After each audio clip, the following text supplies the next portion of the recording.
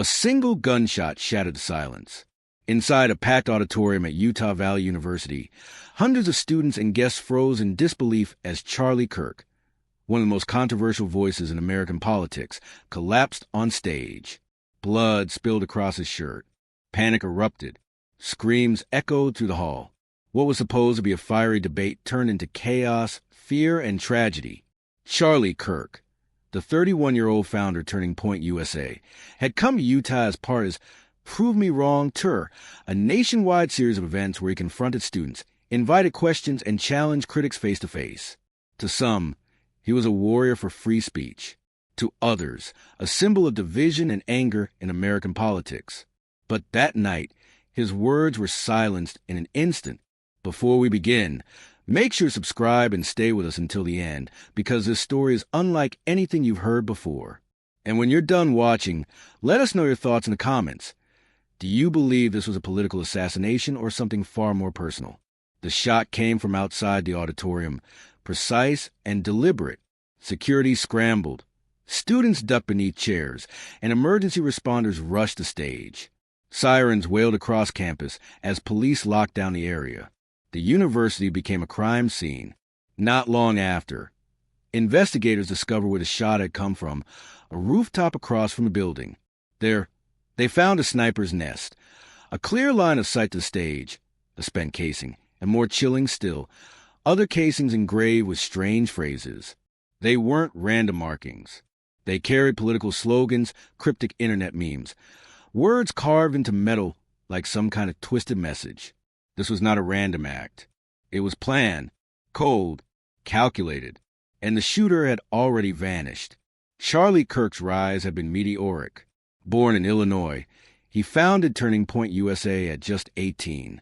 By his early 20s, he was a national figure, a young conservative activist whose debates and confrontations with students went viral across the internet. His sharp tongue won him admirers among Republican leaders and millions of followers online, but it also earned him enemies. His events often drew protests. His critics accused him of spreading misinformation, of stoking division. Yet no one believed his career would end this way. Cut short by a bullet in front of a live audience. News of the shooting spread within minutes. Social media filled with frantic videos from inside the auditorium. Students screaming, security rushing the stage. The moment Kirk fell. Across the country, reactions poured in. To his supporters, this was a political assassination. Proof that conservative voices were under attack. To his opponents, it was a horrifying escalation in an already tense political climate.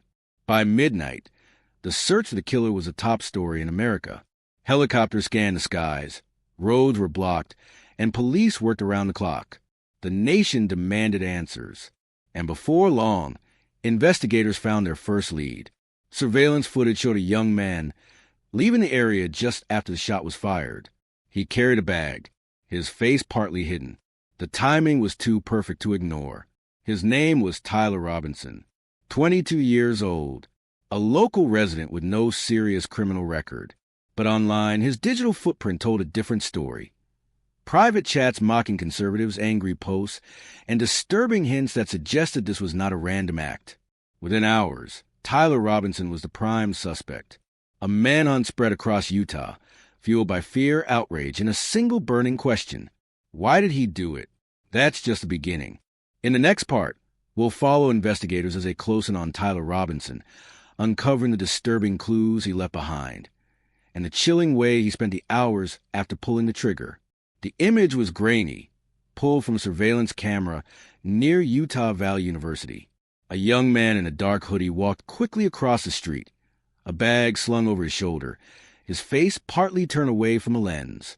The timestamp placed him near the auditorium just minutes after the fatal shot was fired. Police paused the footage, replayed it, zoomed in. They didn't yet know his name, but this was their first real lead. Whoever he was, he had been close to the scene at the exact moment Charlie Kirk's life ended. Within hours, that blurry figure will become the center of a nationwide manhunt. Detectives ran the footage through databases, comparing it with university records, social media profiles, and DMV files. A match came back. Tyler Robinson, 22 years old, a local resident with no prior felony record. On the surface, Robinson seemed unremarkable. No long criminal history. No ties to gangs. Not the kind of person anyone expected to see in a headline. But as investigators dug deeper, they uncovered fragments of a darker side. His online footprint hinted at frustration, anger, and ideology. Private chats ridiculing conservatives. Posts mocking political figures. And now, police believed he had crossed the line from words to violence. News spread quickly among law enforcement. Utah police, the FBI, and federal marshals mobilized. Helicopters scanned highways. Officers checked bus stations, airports, and train terminals. Every corner of the state became part of the dragnet. On campus, the mood was tense. Students remained under lockdown, their phones buzzed with alerts. Shooter at large, stay indoors. Parents flooded the university with calls, demanding answers, desperate to know if their children were safe. The rooftop sniper's nest had made one thing clear. This wasn't a random, heat-of-the-moment shooting. The killer had planned. He had prepared. He had chosen his target carefully. And that made him even more dangerous. Back at the rooftop scene, investigators studied the casings left behind. Each one carried engraved words and phrases. Some were political slogans. Others were cryptic internet references, memes twisted into a message. One casing bore the phrase, "No more lies." Another was marked with anti-fascist. Still another had strange symbols investigators struggled to interpret. It was as if the shooter wanted his motives to be deciphered, leaving behind clues like breadcrumbs. For detectives, it was unsettling. Whoever did this wasn't hiding in shame. He wanted his voice heard, even in silence, even through engraved brass. While officers scoured the streets, another team combed through Robinson's digital life. On Discord, investigators found group chats where he had joked about violence in the days leading up to the shooting. Messages sent during the manhunt showed him still talking with friends, even as his face was plastered across news outlets. The casual tone was chilling. It was as if he didn't fully grasp the gravity of what he'd done, or worse, as if he didn't care. These discoveries deepened the urgency.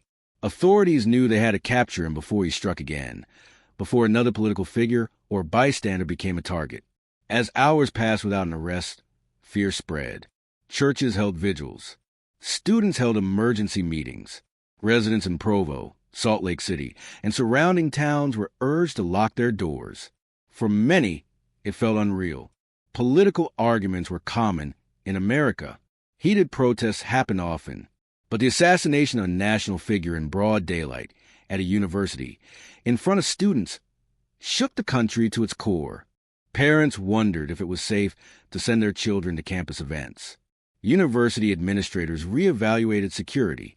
And across the nation, political leaders, regardless of party, worried what this meant for their own safety. Detectives finally caught their break not from a gun, not from a car, but from technology. Cell tower pings placed Robinson's phone near the area at the exact time of the shooting. License plate readers picked up his car, leaving the vicinity. The digital trail matched the physical one. By now, his face was everywhere. News anchors repeated his name. His mugshot flashed across televisions. Online, people speculated wildly. Was he part of a larger movement? Was he acting alone? Or was this the act of a young man radicalized by ideology and online culture? One thing was certain, he was running out of places to hide. 33 hours after the shooting, it ended. In a quiet residential neighborhood, officers moved in. A house believed to be Robinson's hideout was surrounded. Neighbors watched from behind curtains as heavily armed police took positions. The standoff everyone feared never came. When Robinson was ordered outside, he surrendered without a fight. No dramatic chase. No exchange of gunfire. Just a young man stepping out of the shadows, hands raised as the world watched. The relief was immediate. Utah's governor, Spencer Cox, confirmed the arrest. Families exhaled. Students cried in relief. The threat was over. But in many ways, the story was only just beginning. From the moment he was taken into custody, Robinson refused to cooperate. No confession. No explanation. No apology. He is not cooperating with authorities, Governor Cox later confirmed. But we will find answers. In the meantime, investigators turned to those closest to him. His family, his roommate, his acquaintances, all were questioned. Many cooperated fully, shocked that the quiet 22-year-old they thought they knew was now accused of assassinating one of the most high-profile conservative voices in the nation. The contrast between their stories and the cold evidence was stark. The arrest didn't quiet the storm. If anything, it fueled it. Supporters of Charlie Kirk mourned openly. Vigils were held across the country. Conservative media called him a martyr, taken by political violence. Left-leaning commentators condemned the killing too, but braced for backlash as narratives about ideology began to spread. On social media, the debate turned vicious. Some users framed Robinson as a lone extremist. Others argued he was the product of a toxic political climate. Still others speculated about mental illness, radicalization, or even conspiracies. In truth, the motive was still unknown. Investigators admitted as much. What they had was a suspect, a rifle, engraved casings, and online posts. But the question, why, remained unanswered. As Robinson sat in custody, refusing to speak, prosecutors prepared their case. Charges were drafted: aggravated murder, obstruction of justice, firearms offenses. He would be held without bail. But while the legal process began, the broader questions loomed large. Was this purely political? Was it ideological? Or was it something more complicated? A tangled mix of belief, anger, and personal demons? America watched and waited for answers, for justice, for clarity in a case that seemed to represent not just the loss of one man, but the state of a divided nation. The hunt was over. The suspect was caught. But the truth of why Charlie Kirk was killed, that would take longer to uncover. In the next part, we'll follow what happened after Tyler Robinson's arrest. The interrogation, the refusal to speak, and the unsettling details investigators pieced together about his life, his beliefs, and his possible motives. The world had seen him walk out of the house, hands in the air. The manhunt was over. Tyler Robinson was in custody. But for investigators, that was just the beginning. Arresting a suspect was one thing. Proving his guilt and understanding his motives was another. Inside the interrogation room, Robinson sat stone-faced. No tears, no apologies, no outbursts, just silence. The kind of silence that seemed calculated, deliberate. Detectives leaned across the table, sliding photos toward him. The rooftop, the rifle, the casings with their engravings. But Robinson only stared back, his lips pressed tightly together. It was the start of what would become one of the most frustrating interrogations in Utah's history. The first hours. Standard procedure began. Detectives read him his rights, offered him food and water, gave him the chance to explain. Most suspects cracked under pressure, even if only to deny involvement. But Robinson didn't play the game. He answered only the most basic questions: his name, his age, his address. Beyond that, nothing. Not a word about the shooting. Not a single comment about Charlie Kirk. The silence unsettled investigators. They had the evidence. They had surveillance footage, shell casings, digital footprints, and a rifle. But without a confession or explanation, they were left with a puzzle missing its centerpiece: motive. The evidence on the table. One by one, detectives laid out the case. The rifle, recovered from Robinson's residence. Ballistics matched it to the rooftop casings. The casings, engraved with political slogans, each one a loud, silent statement. Digital footprints, Discord messages ridiculing conservatives and hinting at violence. Surveillance footage, showing him near the scene, fleeing in the moments after the shot was fired. Phone records, placing him at the location at the exact time. Every piece pointed directly to Robinson. But every time detectives presented a fact, he gave the same cold stare. It was as if he had decided long before his arrest that he would not give them the satisfaction of words. With Robinson silent, investigators turned to those who knew him: friends, classmates, co-workers. Some described him as quiet, even shy. Others said he had grown angrier in recent years, his conversations dominated by politics and conspiracy theories. Online, he was louder, mocking conservatives, sharing extremist memes, joking about violence. To prosecutors, the portrait was clear. Robinson had been radicalized, whether by ideology, online echo chambers, or personal frustrations. Something had pushed him to the edge. But defense attorneys would later argue the opposite, that the evidence showed a troubled young man, not a hardened political assassin. For now, the silence left everyone guessing. When Robinson first appeared in court, the nation watched. Shackled, wearing a standard jail jumpsuit, he stood before the judge. Cameras captured every angle. The charges were read: aggravated murder, use of a firearm in commission of a crime, obstruction of justice. Each charge carried heavy weight. Aggravated murder alone could mean life without parole. Still, Robinson showed no visible reaction, no tears, no anger, just the same calm, unreadable expression he had shown in the interrogation room. The courtroom buzzed with whispers. Was he remorseless? Was he mentally unstable? Or was this a performance designed to deny the public the reaction they craved? Outside the courthouse, crowds gathered. Supporters of Charlie Kirk held candles and signs, demanding justice. Others came to denounce political violence in all forms. But online, the divide was sharper. Some voices branded Robinson a terrorist, a man who murdered for politics. Others questioned whether the media was rushing conclusions, warning against turning him into a symbol before a trial even began. In living rooms and newsrooms across America, people debated. Was this the inevitable result of a polarized nation? Or was Robinson simply an isolated individual who took his hatred too far? Meanwhile, behind closed doors, investigators pressed forward. They sifted through his laptop, his phone, his hard drives. They found browsing histories filled with political forums, YouTube rabbit holes, and extremist spaces. They uncovered save memes, angry posts, and draft messages that hinted at planning. Some files contained references to past political assassinations, studied almost like homework. But still, the key question lingered. Why Charlie Kirk? Was it ideology? Was it opportunity? Or was it a symbolic act meant to send a message? The engraved shell casings suggested intent. But without words from Robinson himself, investigators were left interpreting clues like archaeologists piecing together a broken tablet. Reporters soon tracked down Robinson's family. Their reaction was one of disbelief.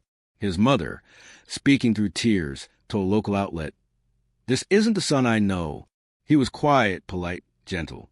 I can't imagine him doing something like this." Neighbors echoed the same. They described him as a young man who mostly kept to himself, sometimes mowing lawns, sometimes helping with groceries. It was a stark contrast to the cold evidence now laid bare. The dual image, a polite son at home and an accused assassin in custody, only deepened the mystery. As weeks passed, Robinson's refusal to speak became a defining feature of the case. Psychologists speculated he might be engaging in performative silence, turning his refusal into its own statement. Others suggested mental health struggles. Some even wondered if he was waiting for the trial, hoping to make a political speech in court. But every time he appeared, in interrogation, in hearings, in brief glances at cameras, the same unreadable mask remained. It was as if Tyler Robinson had decided that his silence would echo louder than any words. As the legal process moved forward, America remained fixated. For Charlie Kirk supporters, the case was about justice for a man taken too soon. For political observers, it was about what this act represented in a country increasingly torn apart by ideology. And for investigators, it was about patience, about building a case brick by brick, evidence by evidence, so that when the trial came, Robinson's silence would not save him. The arrest had ended the manhunt. The interrogation had begun the waiting game. But the biggest question, the motive, was still out there, hanging in the air like the sound of shot that never stops echoing. The room was stark. A metal table, 2 chairs, a camera in the corner silently recording. Tyler Robinson sat with his arms folded, his expression unreadable. Across from him, 2 detectives leaned forward, one calm and deliberate, the other sharper, more confrontational. Tyler, the first detective, began, voice even, almost gentle.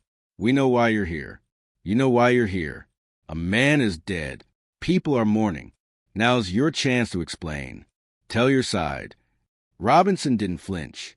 His eyes remained fixed on the table. The second detective, impatient, slid a photograph across the steel surface. It showed Charlie Kirk, moments before the shot. "You see this?" he snapped. "This is the man you killed. You sat up there, aimed your rifle, and pulled the trigger. We've got you on camera. We've got your gun. We've got your phone. So what was it? Huh? Politics? Hate? Or did you just want to watch the world burn?" Robinson blinked slowly, but said nothing. The calm detective tried again, shifting tone. "Tyler, listen. I've seen cases like this before. People get angry, they make a bad choice, and then they regret it. You don't strike me as a monster. You don't have to go down in history as one. Talk to us. Help us understand." For a moment, Robinson's lips parted as if he might speak. The detectives leaned forward, waiting, but then he closed his mouth again and stared down at his hands. The silence filled the room like smoke. Hours later, the tone changed. The detectives brought in a box, setting it loudly on the table. Inside was a rifle, bagged in clear plastic. "This is yours," the sharper detective said. "Ballistics matched. The engraving on the casings? We know you did that. You wanted people to find them, didn't you? You wanted to make a statement. Well, congratulations. The world is listening. Why don't you tell them what you meant?" Robinson glanced at the rifle, his jaw tightening ever so slightly. But again, silence. The detective leaned closer, lowering his voice. "You think staying quiet makes you powerful? You think it makes you some kind of martyr? Let me tell you something, son. Silence won't save you. It'll just let everyone else write your story for you." Still nothing. The hours dragged on. Coffee cups piled up. Detectives rotated in and out, each trying their own style. One tried empathy. "Tyler, you're 22. Your whole life ahead of you. Do you really want it to end in a cell? Say something. Anything." Another tried intimidation. "You don't talk, the jury's going to eat you alive. They'll see a coward who killed, and then hid behind silence. Is that who you want to be remembered as?" But Robinson remained a statue. At one point, when shown a photo of grieving students from a university, he shifted slightly in his seat. His eyes lingered on the image. For a brief moment, his mask seemed to crack. The detective seized on it. "Look at them, Tyler. They're crying. Scared. You did that. Why? Tell us why." But just as quickly, his face hardened again and he looked away. By the 12th hour, the detectives realized they weren't going to get what they wanted. Robinson wasn't going to confess. He wasn't going to explain. The lead investigator summed it up later. It wasn't just silence. It was defiance. He wanted to control the narrative by refusing to give us one. In the end, all they were his reactions. The slight twitch when shown the rifle, the faint tightening of his jaw at Charlie Kirk's photo, the fleeting crack when faced with grieving students. Small tells, but not enough.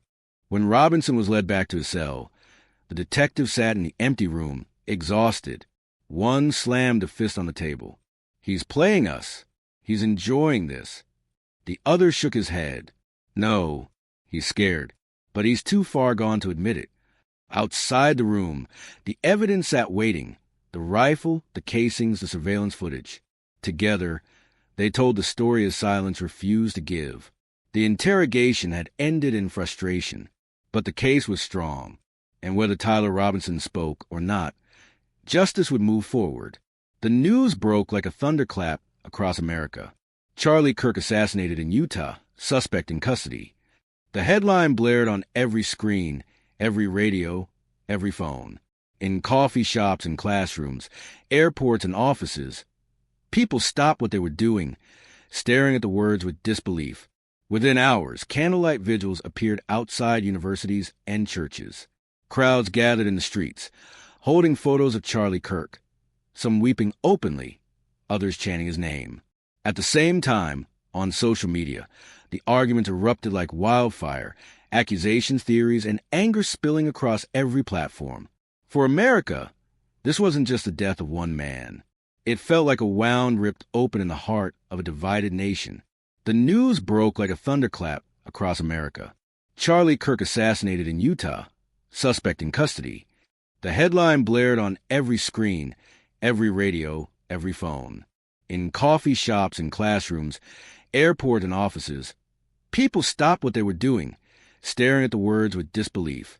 Within hours, candlelight vigils appeared outside universities and churches. Crowds gathered in the streets, holding photos of Charlie Kirk, some weeping openly, others chanting his name. At the same time, on social media, the argument erupted like wildfire, accusations, theories, and anger spilling across every platform. For America, this wasn't just the death of one man. It felt like a wound ripped open in the heart of a divided nation. Television networks cut to wall-to-wall coverage. Anchors spoke in solemn tones.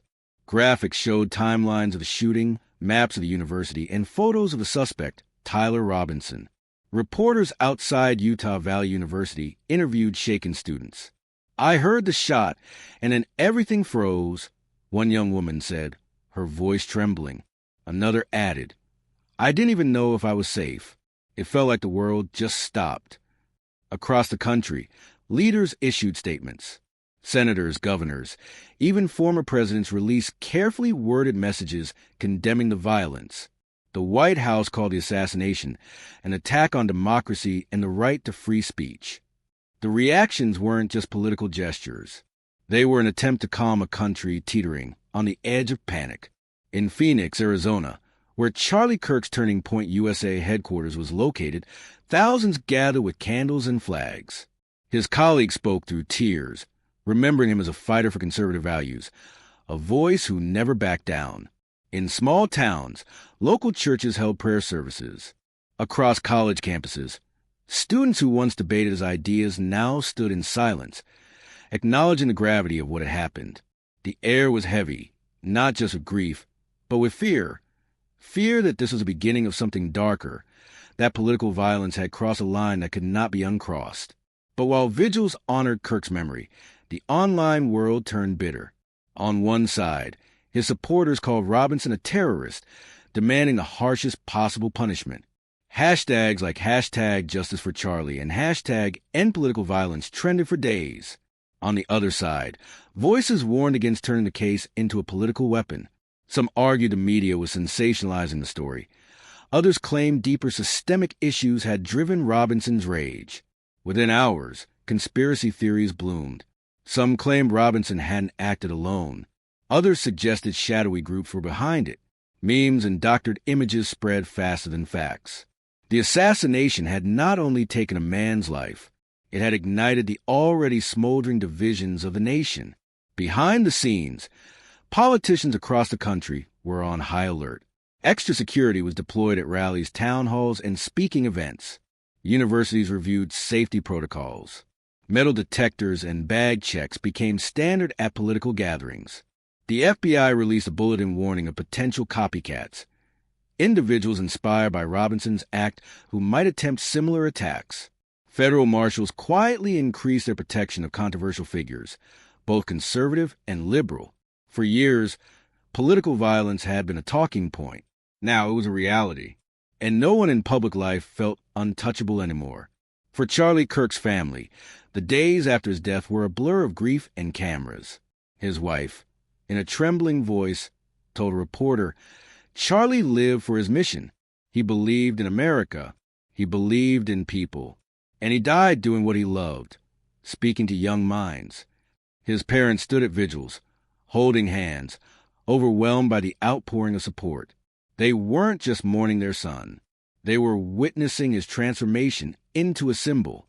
But for the Robinson family, the spotlight was different and brutal. Neighbors whispered. Reporters camped outside their home. His mother, in tears, pleaded for understanding, insisting, "This isn't the Tyler we knew. He was gentle. He was kind. Something went wrong. We don't understand." It was a collision of two families, two realities.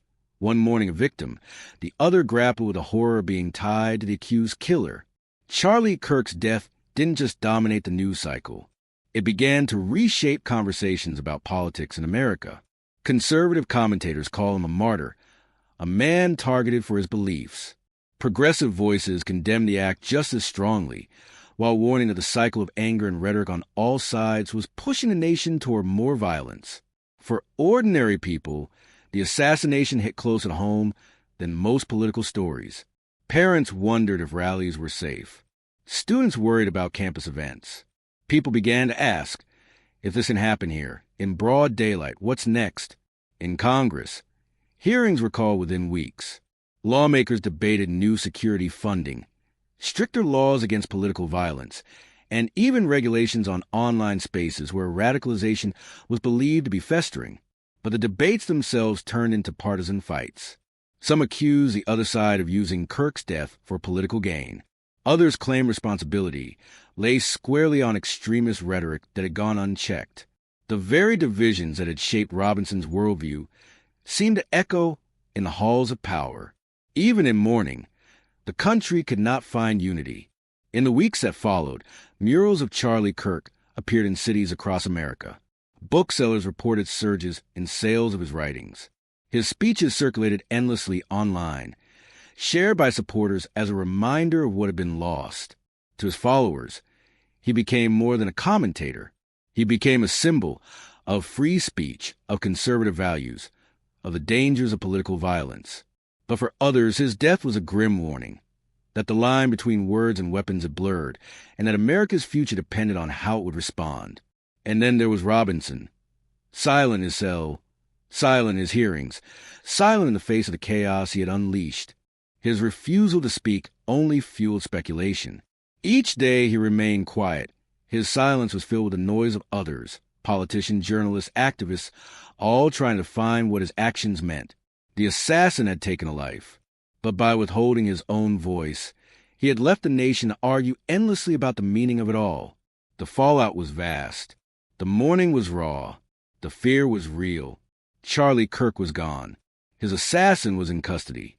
But the echoes of that single gunshot were still spreading, reshaping politics, society, and the very soul of a nation. The trial of Tyler Robinson was unlike anything Utah had ever seen.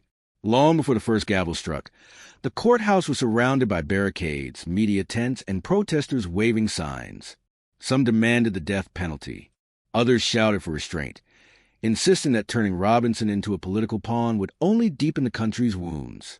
Inside, the air was thick with tension. Every seat was filled.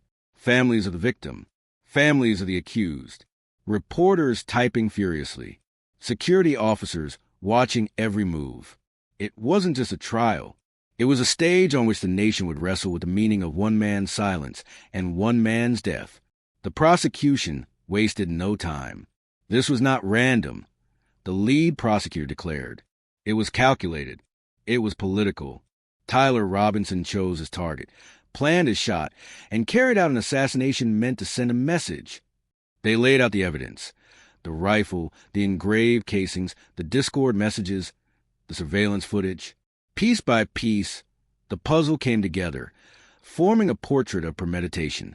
The defense countered with a different story. Tyler Robinson is not a monster, his attorney insisted. He is a young man, troubled, lost, radicalized by forces beyond his control. He deserves punishment, yes, but not to be painted as a symbol for a divided America. Two narratives, one courtroom, and the world was watching. When Robinson himself was called, the room held its breath. Would he finally speak? Would he explain? He walked to the stand slowly, shackled, his eyes scanning the room. Families leaned forward. Reporters poised their pens. But when the questions came, his answers were few. Do you admit to being on campus that day? Yes. Was this your rifle? Yes. Did you fire the shot that killed Charlie Kirk? No answer. The judge pressed him. The defense pleaded. The prosecution thundered. But Robinson refused. He would not admit. He would not explain. His silence held. It was the same silence that had defined the investigation, now carried into the trial like a shield. Weeks of testimony unfolded. Experts debated his motives. Psychologists testified about his mental state. Witnesses described the chaos of the shooting. The engraved casings became a centerpiece of the trial. Prosecutors argued they were Robinson's manifesto, his way of leaving words behind without ever speaking them aloud. The defense claimed they were dark jokes, the meaningless scrawls of an unstable mind. Finally, the jury was handed the case. The nation waited. After 3 days of deliberation, the jury filed back in. The room was silent. Families clutched hands. On the charge of aggravated murder, the foreman read, "We find the defendant guilty." The words hit like a hammer. Charlie Kirk supporters wept openly. His family embraced in the front row.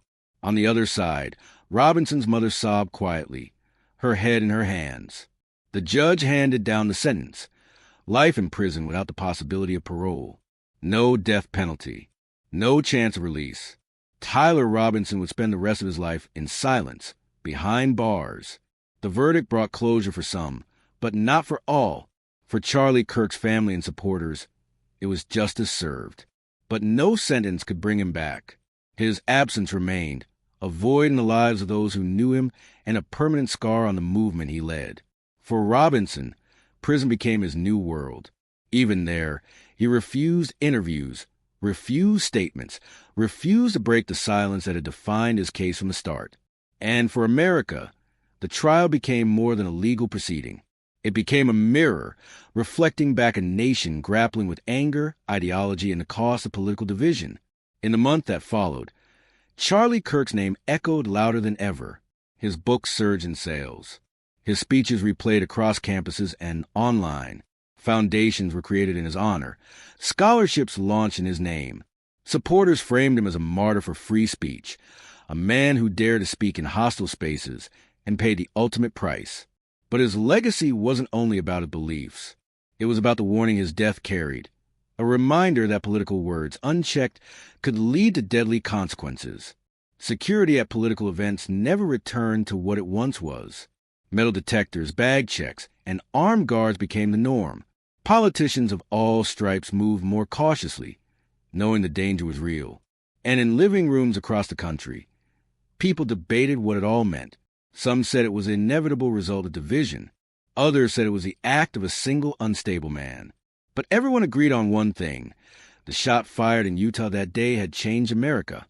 Years from now, history books would record it simply: Charlie Kirk, conservative commentator, assassinated in 2025. Shooter apprehended, sentenced to life. But for those who lived it, it was more than a headline. It was the night vigils, the fear in classrooms, the chaos on social media, the silence in the interrogation room, the tears in the courtroom. It was a moment when America looked into the mirror and saw how fragile its unity truly was.